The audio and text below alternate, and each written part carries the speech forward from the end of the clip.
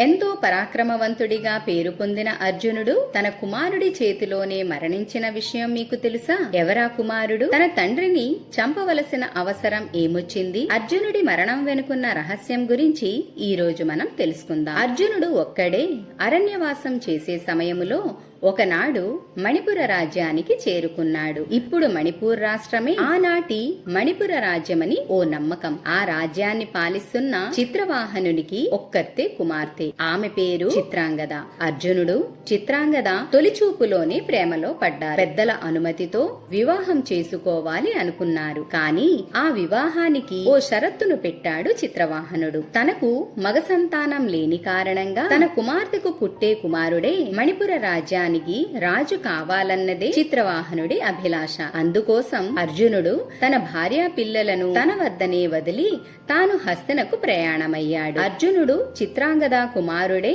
బబ్రువాహనుడు. బబ్రువాహనుడు తన తాత అనంతరము మణిపుర రాజ్యాన్ని పాలించాడు. కురుక్షేత్ర సంగ్రామం తరువాత యుధిష్ఠిరుడు చేసిన అశ్వమేధ యజ్ఞంలో భాగంగా అర్జునుడు గుర్రం కోసమని మణిపుర రాజ్యంలోకి ప్రవేశిస్తాడు. తండ్రి వచ్చిన విషయం తెలిసిన బబ్రువాహనుడు అర్జునుడికి ఎదురేగి పాదాభివందనం చేస్తాడు. అర్జునుడికి తన కుమారుడు వీరుడి వలె ఎదిరించకుండా లొంగిపోవుట నచ్చక వీరపుత్రులు యుద్ధమునకు వెనుకాడరు అని అంటాడు. ఆ మాట అక్కడే ఉన్న అర్జునుడి భార్య ఉలూపి వింటుంది. ఈ మాట విని బబ్రువాహనుడు కుంగిపోయి రాజధానికి చేరుకుంటాడు. ఉలూపి బబ్రువాహనుడు దగ్గరకు వచ్చి యుద్ధము చేసి తండ్రిని సంతోషపెట్టమని చెప్తుంది. అప్పుడు బబ్రువాహనుడు అర్జునుడిపై దండెత్తాడు. ఆ యుద్ధములో అర్జునుడి బాణమునకు బబ్రువాహనుడు మూర్ఛపోతాడు. కాని బబ్రువాహనుడు మూర్ఛపోక ముందే ప్రయోగించిన బాణము అర్జునుడి రొమ్ములో గుచ్చుకుని అర్జునుడి ప్రాణం పోతుంది. ఈ విషయం తెలిసి చిత్రాంగద ఉలిపి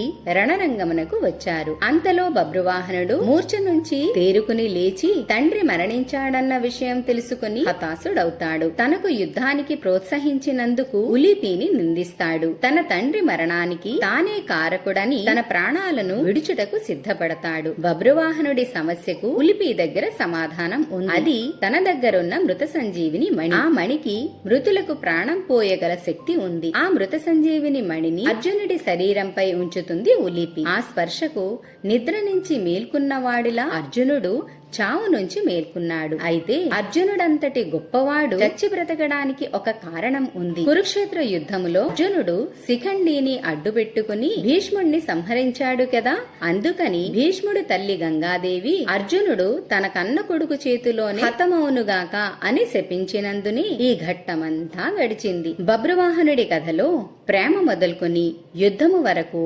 ఆసక్తికరమైన మలుపులు ఎన్నో ఉన్నాయి. ఈ వీడియో మీకు నచ్చితే లైక్, సబ్స్క్రైబ్ చేసి గంట సింబల్ ని క్లిక్ చేయండి. మీ శ్రేయోభిలాషి సాయి శారద.